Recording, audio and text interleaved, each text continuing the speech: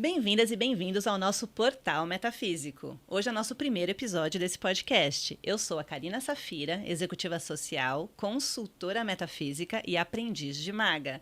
E logo vocês vão conhecer o meu querido mago e mestre xamã, que está aqui ao meu lado, que é o Felipe Rosa Guia, que vai conduzir comigo esse programa. Hoje a gente vai falar sobre metafísica. E aí eu vou começar já pedindo para o Felipe contar um pouquinho sobre esse lindo tema. Vamos lá, Felipe? Uma das questões que nós temos que pontuar em relação ao conceito, de metafísica é que nesses 500 anos da tradição medieval até a era moderna e depois passando pela era industrial, é que houve uma sobreposição, uma supervalorização do pensamento racional. Quando nós falamos em metafísica, nós temos que considerar que existem dois mundos, um mundo real e o mundo da realidade invisível. Essa realidade invisível é o que se pode considerar ao corpo do que você vai explorar em termos metafísicos. O mundo real, ele é um mundo frágil para a metafísica da magia, não é? E basicamente nós temos que compreender no desenrolar desses séculos que passaram que o mundo racional ele deu lugar a uma exploração espiritual mais profunda que culminou nessas práticas de magia que nós conhecemos nessa era que nós estamos aqui. Né? Então, para a alta magia, para a exploração dessa vertente de metafísica que culminou na magia, existem diferenças claras entre aquilo que acontece no mundo da realidade e aquilo que acontece no mundo espiritual. No mundo espiritual, você tem uma física totalmente diferente da física que nós estamos acostumados aqui. Então, na tua escola você aprendeu as leis da física. Não é? No mundo metafísico, essas leis, elas não existem. Por quê? Porque você tem um universo completamente diferente, um universo que ele tem uma linguagem diferente, né? Uma linguagem que se aproxima muito do mundo simbólico que a psicologia explorou. Basicamente, nós temos dimensões a serem exploradas. O nosso mundo metafísico, o éter, ele é dividido em camadas, em níveis espirituais, em dimensões espirituais que podem ser exploradas através da incursão da nossa consciência para esse véu diferente, que é o véu da realidade subjetiva, simbólica e mágica do mundo invisível. Muito legal. E eu percebo que tem uma arquitetura nesse mundo invisível, né? Sim, o que a gente pode notar, quem é iniciado e quem consegue projetar a consciência para esse mundo, é que existem níveis dimensionais e cada nível desse possui o seu próprio, vamos chamar assim, sua própria sabedoria, sua própria linguagem, as suas próprias entidades. Você tem uma série de informações que elas vão se modulando e vão abrindo para aquele, vamos chamar assim, iniciado que está ali explorando, que está buscando, que está de coração aberto, e essas realidades elas vão se mostrando como níveis de consciência cada vez mais aumentados em termos de compreensão. É como se fosse uma subida. A gente não dá para a gente usar esse termo. Por quê? Porque quando você pensa em termos do mundo dimensional do outro lado do véu da realidade, esses mundos eles se intercalam. Você tem um núcleo, que é a nossa percepção própria, e depois você vai abrindo isso. Então existe uma onisciência, existe uma sobreposição dessas camadas. Elas estão todas conectadas, não existe nada em cima e nem abaixo. Legal, vale um capítulo à parte sobre dimensões. Depois a gente faz um episódio sobre Vamos isso. Explorar. E eu queria contar um pouquinho também o porquê do nosso nome, né? Portal Metafísico. Eu acho que é importante falar que portal sempre remete a essa coisa da passagem, né? Então, a coisa da entrada. A entrada do quê? Desse mundo espiritual. E eu gosto da metafísica justamente porque ela não presume nenhuma verdade, nenhum dogma, né? Ela permite uma abertura de um campo de investigação, que a gente pode trazer e explorar diversos campos da espiritualidade. Sem ligação com nenhuma religião, sem ligação com nenhuma filosofia específica. Né? Então, acho que esse nome, Portal Metafísico, justamente para explicar aqui para o nosso público, foi escolhido porque a gente vai falar aqui abertamente, né? Sem nenhuma religião, sem nenhuma filosofia de vida, sobre vários temas. Né? Então, desenvolvimento pessoal, saúde mental, anjos, tarô, xamã, viagens astrais, tudo relacionado a esse mundo invisível, né? E a esses mistérios mesmo, né? Do além. A gente fala aqui que é o além do véu, né? Que é o além desse mundo material e físico que a gente conhece. E aí, nessa linha, a gente percebe, claro, tem o mundo espiritual e o mundo físico, né? O mundo material. E existe essa confusão se a gente tem uma fronteira entre uma coisa e outra, ou se a gente consegue conectar os dois, ou como que a gente acessa esse mundo espiritual. Eu queria que você contasse um pouquinho sobre isso. Essa é uma boa pergunta, é uma pergunta de iniciado, com certeza, eu ouço isso há mais de 40 anos. Basicamente, nós temos que notar que, mais uma vez, quando você entra no mundo dos julgamentos mentais, você restringe a percepção da realidade do mundo invisível. Então, o que acontece? Basicamente, o que vai acontecendo quando você entra, né, nesse mundo subjetivo é que você vai percebendo que existe um desenrolar de certas realidades que elas se interconectam. As fronteiras, elas não se dão mais no nível do julgamento. Elas se dão no nível do sentimento. Então você começa a partir, ao mesmo tempo, para uma abertura dos seus próprios canais, e essa abertura é que pressupõe a percepção de fronteira ou não. Tá? Ou seja, quanto mais você vai ativando canais de percepção que partem do mundo emocional, toda a iniciação ela parte de um resgate das suas habilidades emocionais, da tua, vamos chamar assim, da tua amplitude de percepção baseado no mundo emocional. E quando você vai se tornando um especialista, vai criando essas habilidades, o que acontece é que você não nota mais essas fronteiras como tão bem definidas. Você tem na verdade, algo que está acontecendo dentro do teu coração ou não está acontecendo. Então, a grande fronteira, se você quer uma definição clara, é a percepção subjetiva da realidade que começa a ocorrer. Essa percepção no começo, ela não é clara.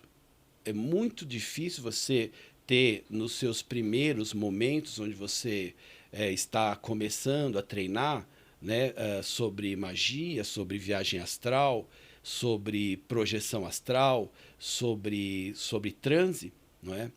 É muito difícil no começo você conseguir perceber se você está agindo de maneira onde você está criando aquilo com a sua mente e o transe real onde você está projetando a tua consciência dentro de um universo dimensional totalmente diferente.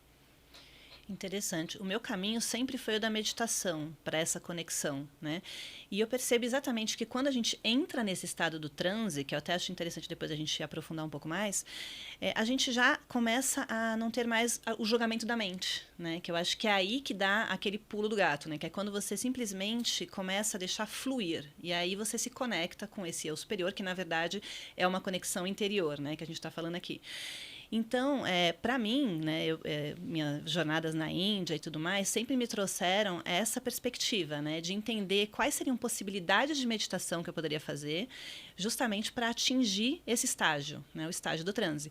E uma das que eu mais gosto de fazer é aquela meditação ativa, né? Então, porque eu gosto de dançar, eu gosto de me mexer e tal. Então, muita gente me pergunta, fala, mas eu não consigo sentar e meditar automaticamente. Não, não é assim, né? O ocidental não tem essa prática.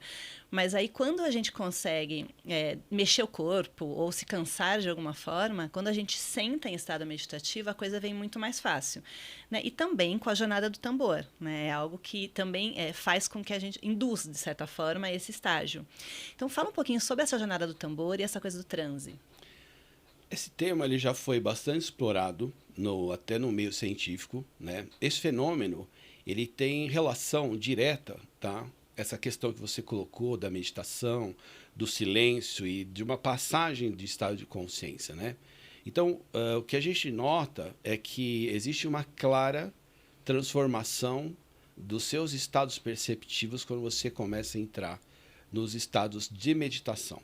Existem graus de aprofundamento, né, da mente, cada vez mais profundos, até você chegar em transes onde você tem percepções de visão, profecia, que mais? Você tem percepções de campo, onde você percebe o que está acontecendo em lugares diferentes, você consegue perceber o que está acontecendo no coração e na cabeça da pessoa que está perto de você. Não é?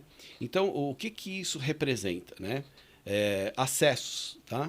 Esses acessos eles só podem acontecer, isso é muito importante a gente deixar claro, quando você está modulando seus estados de percepção. A gente está aqui falando, a gente está num estado chamado de vigília. Esse estado de vigília, ele te conecta a uma mente associativa que inibe a mente abstrata. Então, o que vai acontecer? Quando você explora, dá vazão à sua mente simbólica abstrata, através dos estados de meditação, através da respiração, através do silêncio, você vai modulando suas ondas mentais, isso está provado. Você vai modulando ondas mentais e essas ondas elas têm a particularidade de induzir os estados oníricos. Ou seja, as ondas vão te carregar para uma percepção extrasensorial. Isso vai de encontro ao universo do que está acontecendo lá do outro lado do véu da realidade. Ou seja, esses mundos eles estão conectados, eles não são mundos separados, eles são mundos de estados de percepção. E isso tudo está acontecendo num primeiro momento dentro, com certeza, da nossa fisiologia, porque existe uma alteração da nossa percepção, da nossa química, tá? A nossa química do sistema nervoso também, central. E com isso, a consciência ela vai começando a despertar, ela vai começando a existir, né? Se identificar dentro do mundo espiritual. Então, esse é o grande processo. Tá? O processo de meditação ele é um processo que ele é explorado, principalmente pelas filosofias orientais. Existe muita, vamos chamar assim, muito treinamento, muita tradição, muitas escolas, não é? E existe essa vertente que usa a meditação como uma base para saltos de consciência, onde você atravessa as dimensões e consegue viajar literalmente com a sua consciência no mundo éter. E o que acontece depois disso? Quando você passa por uma iniciação, não é? Nada mais será como antes. Porque o que acontece é que a consciência ela é tão rica, ela é tão, vamos chamar assim, onipresente em relação à consciência do Ser Supremo, que os canais, uma vez abertos, eles não vão se fechar mais. O que vai acontecer é que você vai passar a ver o mundo de uma maneira totalmente diferente. É uma maneira que vai chocar no começo, porque você vai identificar, né, vamos chamar assim, diria assim, o que exige desencanto dentro da realidade, não é? E vai tentar consertar essa realidade. Primeiro a sua própria e depois a do mundo. Exatamente. Então, basicamente, o despertar para a missão. Uhum. Quando você desperta, automaticamente você tem o despertar de um sentido que você tem algo a fazer aqui. Que você é um ser de luz e, a partir de então, existe um propósito.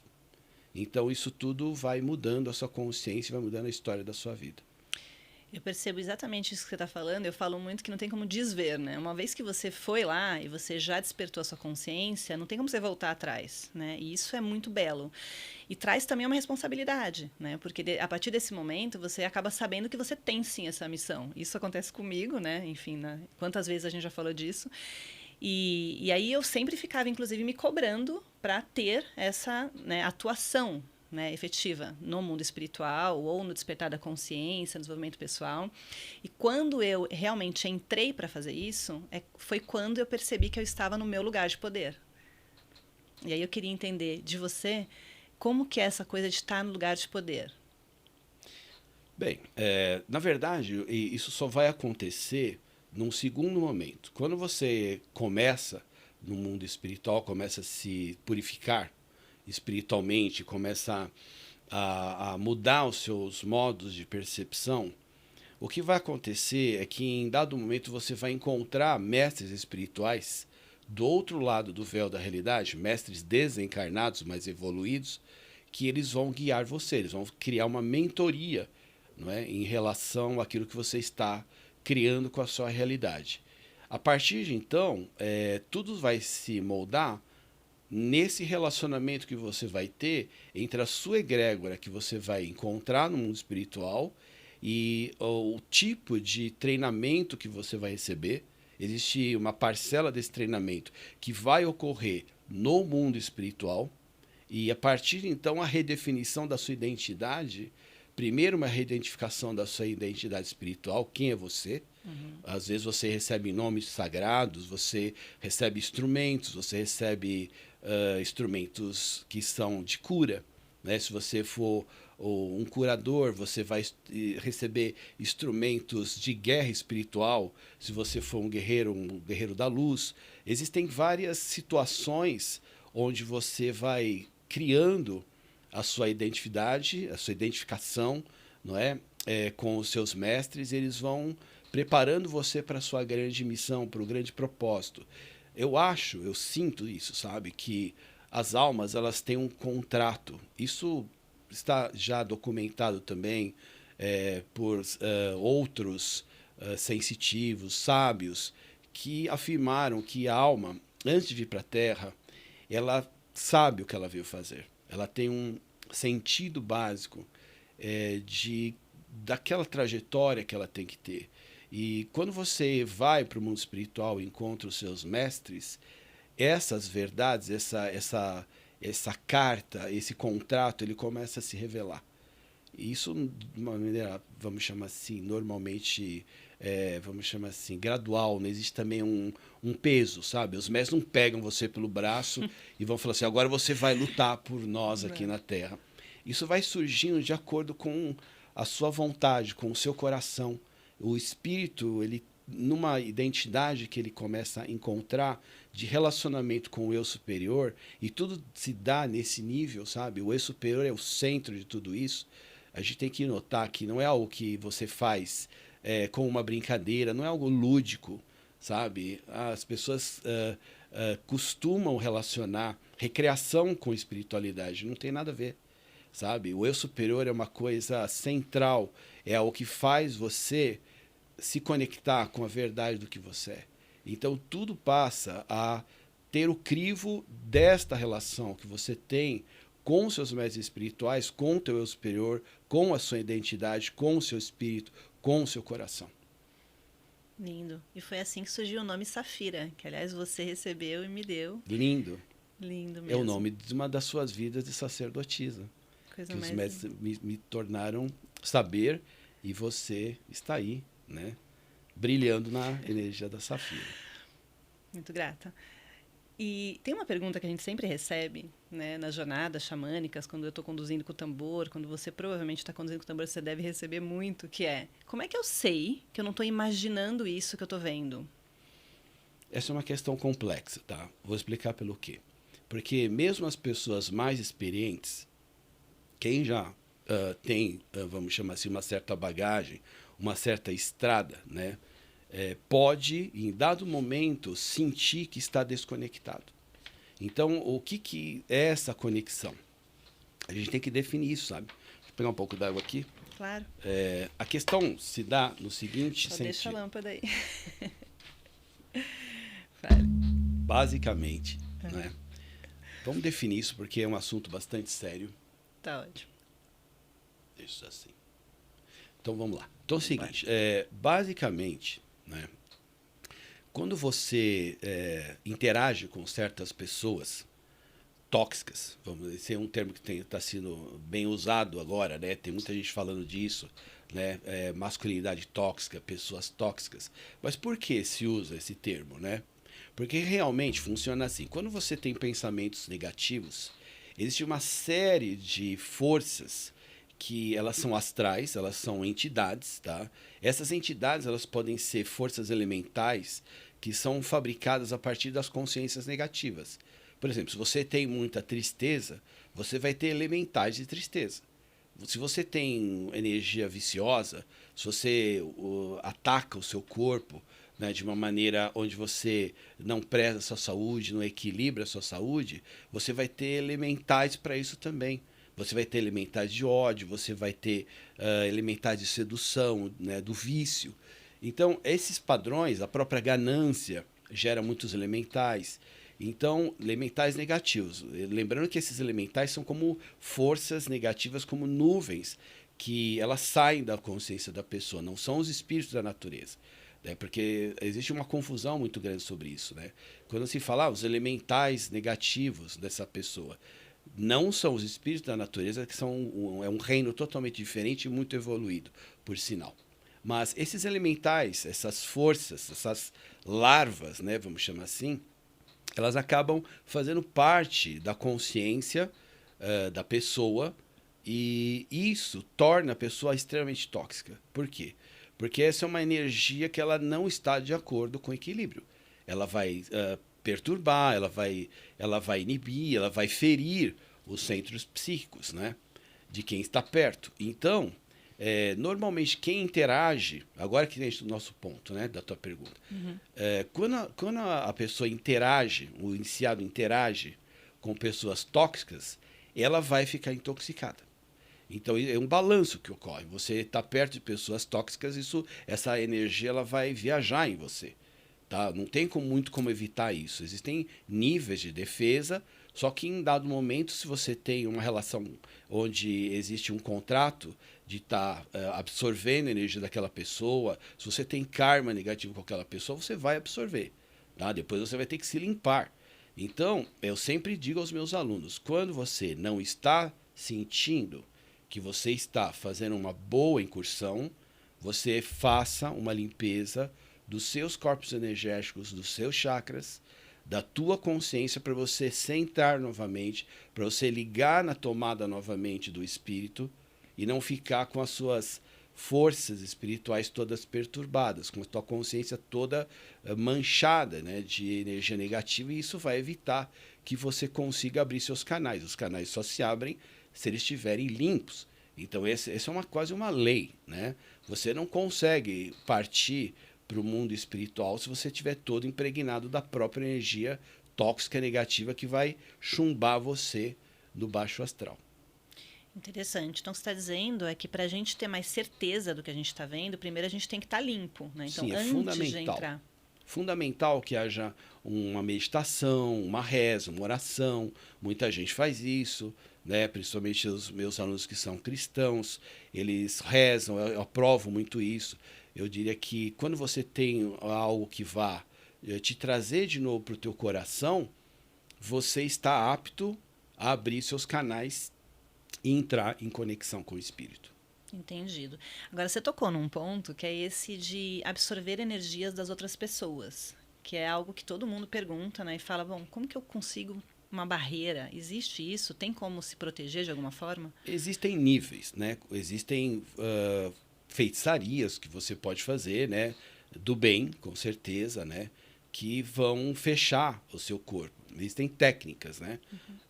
Eu tinha um mestre que já faleceu, mestre Shua Koksui, da cura prânica. Ele desenvolveu, né, sistematizou a cura prânica mundial, e ele escreveu uma obra, um livro muito bom, que chama Autodefesa Psíquica Prânica.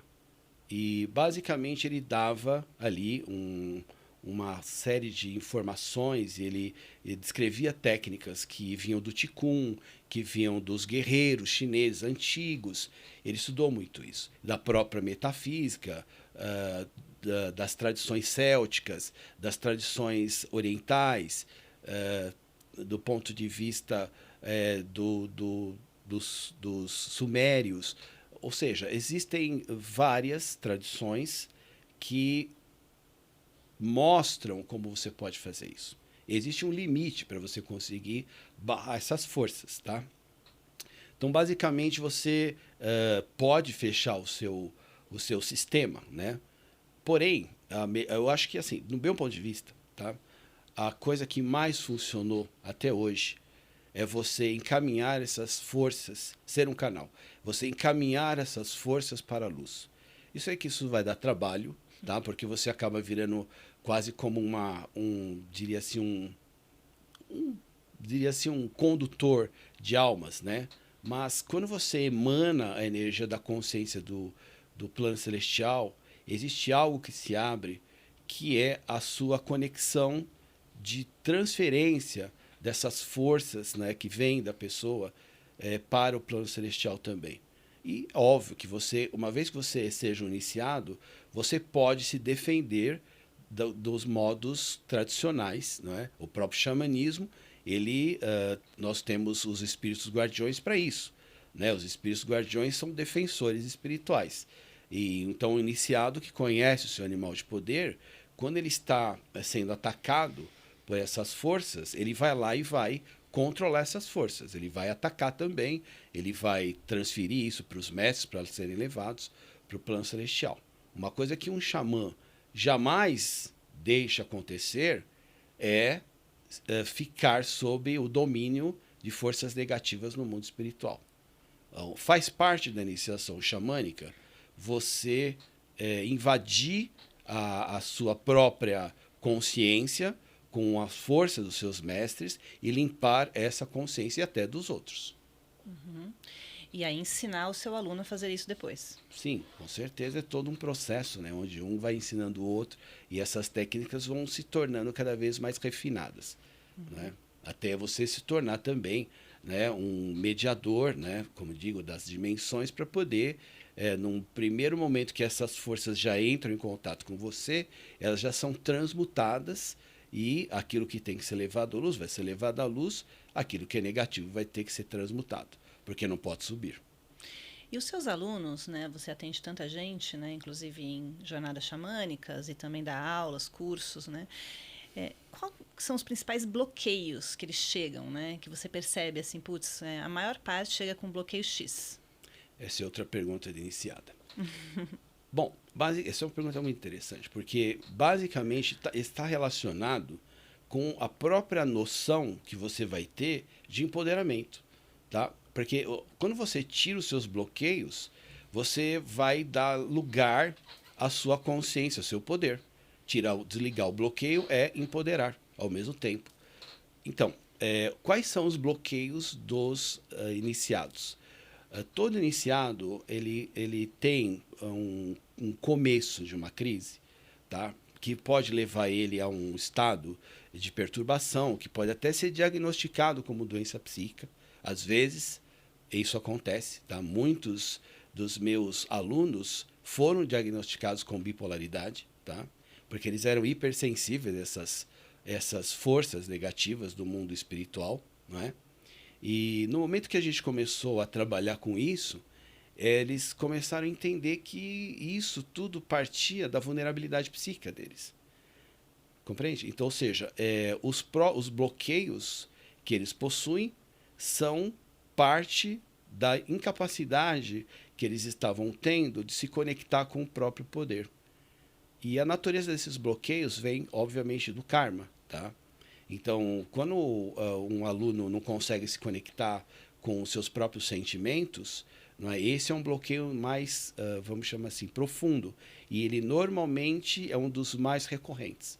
Tá? É você não conseguir ter um sentido de olhar para dentro mais do seu coração a partir de uma trajetória que o seu espírito vai seguir e certos eventos né, que são chamados de traumas, né, pela psicologia, acabam acontecendo na vida da pessoa e ela vai regredir, tá? A capacidade de percepção que estava lá numa época onde ela era uma criança, onde ela era sensível. Existe algo que um mestre meu chamado Roland Barclay, ele chamava de condição traumática, um termo muito bom, porque às vezes a gente acha que o trauma ele vai ocorrer por um evento violento ou significativo, pontual, que pode ser lido dentro da história da pessoa, mas não é bem assim. Você tem certos estados onde a própria educação que a pessoa recebe, ela vai inibir as emoções. Ou seja, se você é criado com pais, com pessoas que não têm certas habilidades emocionais, que são frios, e isso também, eu diria assim, que não é nenhuma incapacidade, mas é uma particularidade, né, da pessoa. Eu costumo não julgar, tá? Porque você não pode simplesmente achar que todo mundo tem que ser emocional, tá? Mas o fato é que quando uma criança ela é criada por pais que não têm emoções, que são pessoas mais racionais, mais mecânicas, é muito comum ela desenvolver um senso terrível de autojulgamento, rigoroso. E isso vai ser um dos fatores onde a pessoa não vai ter confiança, ela não vai conseguir abrir o coração, ela não vai conseguir confiar nela mesma nem no outro.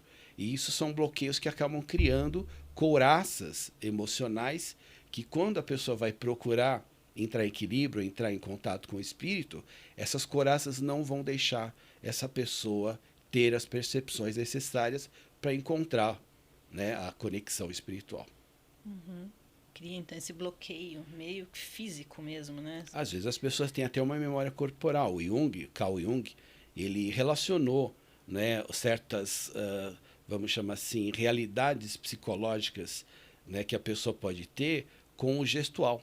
Então você tem uma memória corporal que já pode vir, por exemplo, dos teus antepassados, e essa memória é uma memória de dor, uma memória de punição, é uma memória de repressão sexual. Então muita gente herda essas memórias e isso fica também como diria assim, um programa dentro da consciência corporal da pessoa, dentro do mundo sensível da pessoa, que vai com certeza ter que ser enfrentado.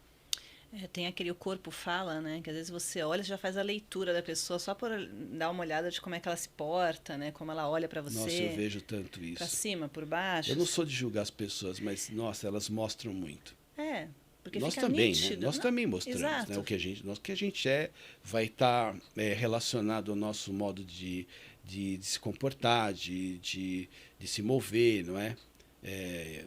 Óbvio, tem uma vasta literatura sobre isso, que você tem postura, né? A palavra postura, ela é interessante, porque a tua postura como pessoa é a tua postura física, né? Ou seja, as tuas articulações, como elas vão se tornar, né? As pessoas que ficam meio corcundas assim, por exemplo, elas têm uma tendência clara, né, de certos bloqueios emocionais que vão gerar a corcunda na pessoa, né? Óbvio que tem casos que são estritamente físicos, né? Mas existe uma pessoa normal que vai desenvolvendo, né, essa consciência corporal de uma pessoa que fica toda, vamos chamar assim, consternada, que ela vai ficar toda, vamos chamar assim, fechada, ela vai adquirir consciência corporal de uma pessoa que tem um certo gestual, que é característico. E isso facilita, né, para você que é um mestre, né, para eu que atendo aqui, quando chega, né, você não quer julgar, mas obviamente ajuda um pouco a entender essa realidade da pessoa, né, o que ela traz mesmo para ser trabalhado ali. Eles mesmos sabem, né? Eles mesmos sabem. Às vezes não quer ver, né? Eles, como você começa a conversar, você já vai vendo que as coisas vão saindo, abrindo. Né? Tem muitos casos assim. Então, muitas pessoas que você começa como xamã, basicamente a perguntar como é que foi a infância, dar abertura para a pessoa começar a falar de si mesma, em dado momento existe uma crise de choro e a pessoa vai falar sobre aquilo que aconteceu, daquilo que ela lembra, daquilo que ela traz, não é? E esse é um dos caminhos para a gente começar a entrar, né, no nosso trabalho com a pessoa de empoderamento, de desligar esses padrões, né, que são verdadeiras programações dentro da consciência. É lindo quando isso acontece, né? Quando a pessoa realmente se abre e a gente consegue e permite, né, que esse trabalho aconteça. E aí siga essa jornada de desenvolvimento pessoal. E aí aqui agora, né, a gente está chegando já ao finalzinho desse programa, mas a gente terá outros por aí. E eu queria falar algumas práticas metafísicas, até vou sugerir aqui, depois vou querer que você também sugira, que a gente possa fazer no dia a dia, né? Que às vezes a pessoa quer fazer alguma coisa que seja mais simples, né? Também para começar. E uma coisa que eu gosto muito de recomendar sempre, eu estou sempre no caminho da meditação, mas aquela coisa de acordar, né? E você simplesmente parar um pouquinho e observar como vai ser seu dia, né? E às vezes ler algum texto, tem gente que gosta de ler a Bíblia, tem gente que gosta de ler algum texto filosófico, tem gente que já gosta de agradecer, né? E o quanto a gratidão te traz essa coisa de conexão com essa abundância, com essa prosperidade, e você já começa o dia de outra forma. Né? E à noite também. Né? Eu acho que a noite é um momento que a gente pode também agradecer, enfim, entrar nesse caminho da gratidão. E eu queria ouvir de você, se você tem alguma sugestão para o dia a dia mesmo, uma prática metafísica. Olha, eu vou te contar uma história. No começo, eu fazia como todo mundo, tá? Eu fazia orações, eu fui budista por muitos anos, fui católico por muitos anos, fui batizado na igreja católica, estudei em colégio católico, estudei em colégio de freira. Então, a energia crística, ela nunca foi abandonada. E por muitos anos eu usei as orações como uma forma de reconexão, posso dizer assim, não é? Quando eu comecei a entrar na história do xamanismo, isso pode ser colocado aí coisa de uns 40 anos atrás, não é? Eu comecei a perceber que essas energias elas não concorrem, elas acabam sendo, vamos chamar assim, Complementares. algo que é um universo só, tá? Então não existe uma única maneira de você se reconectar, é assim que eu vejo, tá? Também diria assim que os níveis com que você vai se conectar, eles têm que ser de acordo com as suas crenças que você tem no momento. Não adianta você absorver crenças diferentes que não dizem sentido ao seu coração, né? Mas, uma vez que isso tenha sido já internalizado, o que eu ensino aos meus alunos é fazer uma conexão com o eu superior. É muito importante você ter a consciência corporal, a consciência da tua relação com o cosmos, com os seres celestiais, com a Terra. Existem dois grandes níveis, né? Aliás, três grandes níveis, né? Mas dois grandes canais que têm que ser abertos, tá? A gente costuma dividir, tá, o mundo espiritual em três grandes níveis. Tá? Você tem o mundo superior, o mundo do meio, que é esse que a gente está, e o mundo inferior, que é a conexão com a Terra, com os seres da natureza, com o que a gente pode chamar de grande mãe Terra, né? Ela tem uma consciência metafísica também, juntamente com o plano celestial. Essa é a nossa percepção dentro da alta magia, dentro do que nós conhecemos, né? Então, o que eu digo aos meus alunos é que eles criem uma conexão com esses níveis, tá? Se você está aqui no meio, né, o que você é? Você é um canal entre aquilo que existe no plano celestial e aquilo que está abaixo dos seus pés na Terra, né? Então, uma das maneiras que eu sugiro aos alunos é fazer uma conexão onde você reconhece a sua natureza do teu eu superior, você traz isso até você, até aquilo que você é, e ao mesmo tempo você, olhando para o mundo inferior, para a Terra, para a Grande Mãe, você entra em contato com a energia dela, que é uma energia de compaixão divina. Existe uma energia dourada muito poderosa e muito transformadora, muito curativa, né, na Grande Mãe Terra, chamada Grande Mãe Terra, né? Existem nomes para esse ser, né, essa consciência, eu chamo ela de deusa. Da mesma maneira que o plano celestial é conectado a Deus, né? A Terra, ela também é uma deusa na medida que ela é uma contraparte dessa força masculina. Então nós temos duas grandes forças, né? Temos a força do feminino sagrado e a força celestial, que basicamente é vamos chamar assim, uma força mais positiva, né? Uma força que ela tem as suas características de uma energia abstrata masculina, pode assim dizer, né? E a deusa é uma coisa material, é uma coisa que ela tem a energia dela de morte e renascimento, não é? Como é a vida, não é? E nós temos que nos conectar com essas realidades para poder fazer com que os nossos canais estejam bem ancorados. Tá? Então, existe uma raiz espiritual, existe a raiz espiritual, então, com o plano celestial e uma raiz espiritual com a Terra. Então, é isso que eu proponho aos meus alunos. Muito bom, nosso bate-papo tá ótimo e eu quero dizer para todo mundo que vai continuar no próximo episódio. Vamos agradecer você que ficou aqui com a gente. Se inscreve aqui no canal, portal.metafísico no YouTube e a gente se vê no próximo episódio. Obrigada, Felipe. Obrigada. Muito obrigado.